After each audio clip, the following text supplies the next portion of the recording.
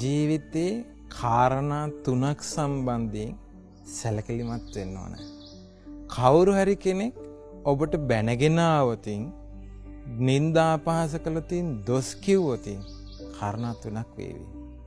අංක 1 ඔබ ඇවිස්සලා රණ්ඩු සරවල් වල පැටලිලා බැනගෙන ආවේ. අංක 2 ඔබ ඒ ප්‍රශ්නේ කියපු දේ බැනපු දේ මතක් කර අවුරුදු ගණනාවක් විඳවාවේ. අංක 3 ඔබ ඔබේ නිදොස් බව දැකලා ඔබේ නිවැරදි බව දැකලා ඔබේ හිතේ මෛත්‍රිය ඇති කරගෙන ගුණධර්මයෙන් තුල හිත පිහිටුවාගෙන ඔබ ඉවසගෙන හිටියොත් ඔබේ ප්‍රශ්නේ විසඳේවි.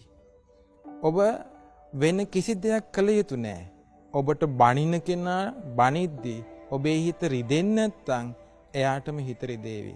ඒ නිසා ඔබ බුද්ධිමත් කෙනෙක් වෙන්න. බුද්ධිමත් වුණොත් ඔබ ඔබේ ප්‍රශ්න ඔබ විසඳ ගන්නවා. එයාගේ ප්‍රශ්නේ එයා විසඳ ගනීවි. නමෝ බුද්ධාය.